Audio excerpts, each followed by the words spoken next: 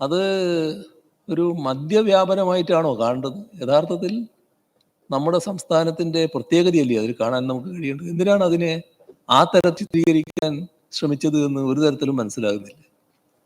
ഇപ്പം നമ്മുടെ ഒരു പഞ്ചായത്തില്, കാസർഗോഡ് നമ്മുടെ അത്ര വലിയ വികസിച്ച ഒരു നാടല്ലല്ലോ, പക്ഷേ കാസർഗോഡ് ജില്ലയിൽ ഒരു പഞ്ചായത്തിൽ പോയാൽ 3 5 സ്റ്റാർ ഹോട്ടൽ അവിടെയുണ്ട്.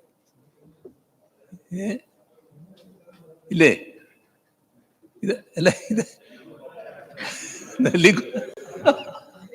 കുന്നിന്റെ അല്ല, ഉദുമയല്ല. ഇത് നമ്മുടെ നാടിന്റെ ഒരു പ്രത്യേകതയാണത്. ഒരു പ്രധാന കേന്ദ്രം, ടൂറിസ്റ്റ് കേന്ദ്രം. അവിടെ ഇനിയും വരികയാണ് കേട്ടോ, ഇനിയും വരാൻ പോവുകയാണ്. അപ്പോൾ ഈ തരത്തിലുള്ള ഒരു വളർച്ച നമ്മുടെ നാട്ടിൽ ഉണ്ടാവുകയാണ്. അതിന് നമ്മൾ അഭിമാനത്തോടെയല്ലേ കാണേണ്ടത്. അതിലെന്തോ ഒരു വല്ലാത്ത ഒരു അപകടം ദർശിക്കുന്ന മട്ടിലായിപ്പോയി അവതരണം. യഥാർത്ഥത്തില് ലഹരി നടപടികളുടെ കാര്യത്തിൽ അത് തടയാനുള്ള നടപടികളുടെ കാര്യത്തിൽ ഒരു വിട്ടുവീഴ്ചയും നാം സ്വീകരിക്കുന്നില്ല എന്നുള്ളതാണ് ഇതിലൂടെ വ്യക്തമാക്കിയത്. ഇവിടെ അതോടൊപ്പം റാഗിങ്ങിന്റെ കാര്യം പറയുകയുണ്ടായി. റാഗിങ് ഇടക്ക് നമ്മൾ നമ്മുടെ ക്യാമ്പസുകളിൽ നിന്ന് ഒഴിവായിപ്പോയി എന്ന് നമ്മളെല്ലാവരും ആശ്വസിച്ചൊരു കാര്യമായിരുന്നു. പക്ഷെ അത് വീണ്ടും തിരിച്ചു വരികയാണ്. ആ തിരിച്ചു വരുന്നൊരു ഘട്ടത്തിൽ കൂടുതൽ ശക്തമായ ആന്റി റാഗിങ് നടപടികൾ സ്വീകരിക്കണമെന്നുള്ളതിനോട് പൊതുവെ യോജിപ്പ് തന്നെയാണുള്ളത്. എങ്ങനെ ചെയ്യണം, എന്ത് ചെയ്യണം എന്ന കാര്യത്തിൽ കൂടുതൽ ചർച്ചയും നടപടികളും സ്വീകരിക്കുക തന്നെ ചെയ്യണം. ഈ കൂട്ടത്തിൽ പറഞ്ഞു വന്നപ്പോൾ നമ്മുടെ ഇതിൻ്റെ പ്രധാന കാര്യങ്ങൾ ഞാൻ പിന്നെ പറയാം. അദ്ദേഹം പറഞ്ഞതിന് പറയേണ്ടതുകൊണ്ടാണ് ഇതൊക്കെ പറയുന്നത്. SFI സമ്മേളനത്തിൽ ഞാൻ പങ്കെടുത്ത് അവരെ നിങ്ങൾ ഇതേ വഴിക്ക് തന്നെ മുന്നോട്ട് പോകണം എന്ന് പറഞ്ഞു എന്നതാണ് അദ്ദേഹത്തെ പ്രകോപിപ്പിച്ചതായിട്ട് കണ്ടത്. ശരിയാണത്, ഞാനത് പറഞ്ഞത് തന്നെയാണ്. എന്താ ഞാൻ പറഞ്ഞതിന് കാരണം? സർ, നമ്മുടെ കേരളത്തിൽ ഒരു വിദ്യാർത്ഥി സംഘടന എന്ന നിലക്ക് SFIക്കാണ് അവരുടെ സഹപ്രവർത്തകരുടെ വലിയ തോതിലുള്ള വിയോഗം അനുഭവിക്കേണ്ടി വന്നിട്ടുള്ളത്. അത് എതിർ സംഘടനകളിൽപ്പെട്ടവർ കൊല ചെയ്തതാണ്. അങ്ങനെ കൊല ചെയ്യപ്പെട്ട 35 സഖാക്കൾ, അതിൽ പ്രമേയ അവതാരകൻ മനസ്സിലാക്കേണ്ടത് അതിൽ 13 പേരെ കൊലപ്പെടുത്തിയതിൻ്റെ ഉത്തരവാദിത്വം രാഷ്ട്രീയമായി നിങ്ങൾക്കുള്ളതാണ്, നിങ്ങളെ സംഘടനയിൽപ്പെട്ടവരാണ്. ഇവിടെ ഒരു സംഭവം കാണേണ്ടത്, ഏറ്റവും ഒടുവിലുണ്ടായ ആ ധീരജ് സംഭവം. ഞാൻ അതിൻ്റെ മറ്റു വിശദാംശങ്ങളിലേക്കൊന്നും ഇപ്പോൾ പോകുന്നില്ല കേട്ടോ. അതിനൊന്നുമുള്ള ഒരു വേദിയാക്കിയിട്ട് ഞാൻ ഇതിനെ മാറ്റുന്നില്ല.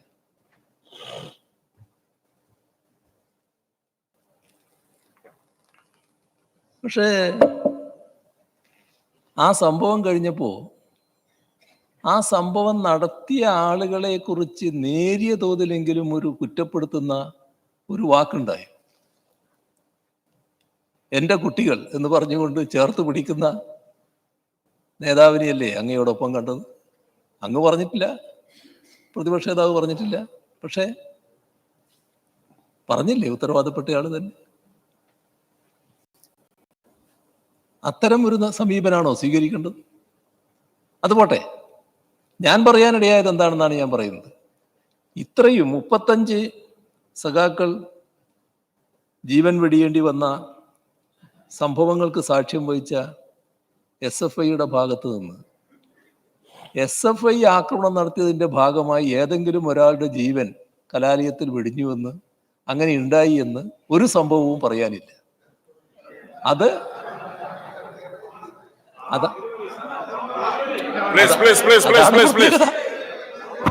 അതാണ് പ്രത്യേകത. അതാണ് അതാണ് പ്രത്യേകത. അപ്പോ നിങ്ങൾ വലിയ സഹനശക്തിയുള്ളവരാണ്, അതാണത് കാണിക്കുന്നത്. അപ്പൊ ആ രീതി നിങ്ങൾ തുടരണം എന്ന് തന്നെയാണ് ഞാൻ പറഞ്ഞത്.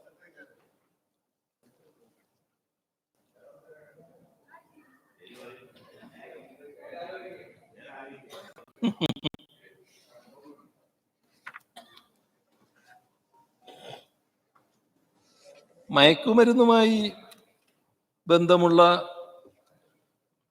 പോലീസിലെ ചിലരെ സംബന്ധിച്ച് നേരത്തെ ചില വാർത്തകൾ വരികയും അതിന് ശക്തമായ നടപടികൾ സ്വീകരിക്കുകയും ചെയ്തത് നിങ്ങൾ എല്ലാവരുടെയും ശ്രദ്ധയിലുള്ളതാണ്. അതിലൊന്നും ഒരു വിട്ടുവീഴ്ചയും സർക്കാർ എന്ന നിലക്ക് കാണിക്കുന്നില്ല എന്നതാണ് വസ്തുത. ഇവിടെ ബഹുമാനായ മുനീർ ആ കുടുംബവുമായി ബന്ധപ്പെട്ട കാര്യങ്ങൾ വികാരപരമായി തന്നെ അവതരിപ്പിച്ചു. ആ വികാരത്തോടൊപ്പം തന്നെയാണ് സർക്കാരും ഈ കേരളീയ സമൂഹവും നിൽക്കുന്നത്. ഒരു വ്യത്യാസവും ആർക്കും അതിലില്ല. അതിൽ DJ പാർട്ടിയെ കുറിച്ച് പറഞ്ഞു,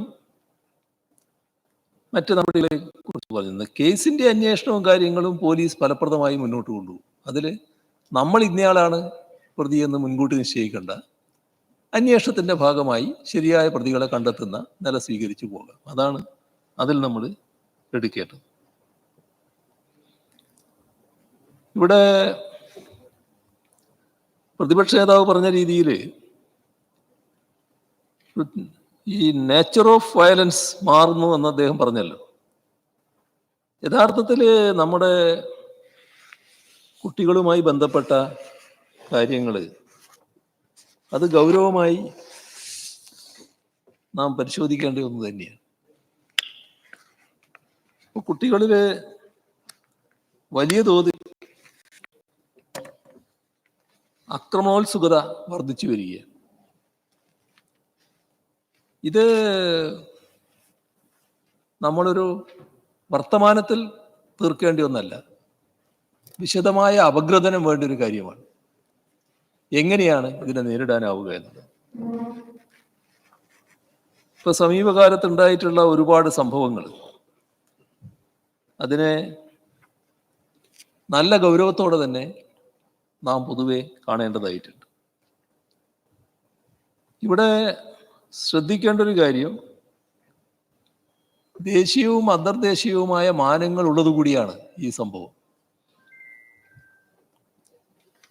ഇവിടെ നേരത്തെ സൂചിപ്പിച്ച മൂന്നാല് സംഭവങ്ങളുണ്ട്. ആ സംഭവങ്ങളിൽ കുറ്റകൃത്യങ്ങൾ എന്ന നിലക്കുള്ള നടപടികൾ പോലീസ് സ്വീകരിച്ചിട്ടുണ്ട്. ആ നടപടിയുടെ വിശദാംശങ്ങളിലേക്ക് ഇപ്പം ഞാൻ പോകേണ്ടതില്ല എന്നാണ് തോന്നുന്നത്. സ്വാഭാവികമായിട്ടുള്ള പോലീസ് നടപടികൾ അതിനകത്ത് സ്വീകരിച്ചിട്ടുണ്ട്. എന്നാൽ പലതും സാധാരണ പോലീസിങ്ങിൻ്റെ പരിധിക്ക് പുറത്തുള്ളതാണ് എന്നതും കാണാൻ നമുക്ക് കഴിയും. ഇതിനെ ഒറ്റപ്പെട്ട് പരിശോധിക്കേണ്ട ഒരു ഏകമുഖമായ കാര്യമായിട്ടല്ല കാണേണ്ടത്. പല മുഖങ്ങളും പല തലങ്ങളുമുള്ള ഒരു വിഷയമാണ്. ഇപ്പൊ നാം കാണേണ്ടത്, ഇന്ന് നമ്മൾ വിശദമായി ചർച്ച ചെയ്തു, ഈ ചർച്ചയോടെ ഇത് അവസാനിപ്പിക്കുകയല്ല വേണ്ടത്. അങ്ങനെ അവസാനിപ്പിക്കാൻ കഴിയുന്ന ഒരു വിഷയമല്ല ഇത്. ഇപ്പൊ അതീവ ഗൗരവമുള്ള ഒരു വിഷയം ആയി സർക്കാർ ഇതിനെ കാണുമ്പോൾ നമ്മുടെ പൊതുസമൂഹത്തിൻ്റെ വികാരം പൂർണ്ണമായി ഉൾക്കൊണ്ടുകൊണ്ടുള്ള നിലപാടും നടപടികളും വേണം. ഒരു ഭാഗം നിയമ നടപടിയാണ്, കുറ്റകൃത്യങ്ങൾ തടയുന്നതിനുള്ള നിയമ നടപടികൾ. അത് ഫലപ്രദമായി തന്നെ സർക്കാർ കൈക്കൊള്ളും. പക്ഷേ നാം കാണേണ്ടത്, ഇതൊരു കേവലമായ ക്രമസമാധാന പ്രശ്നം മാത്രമല്ല,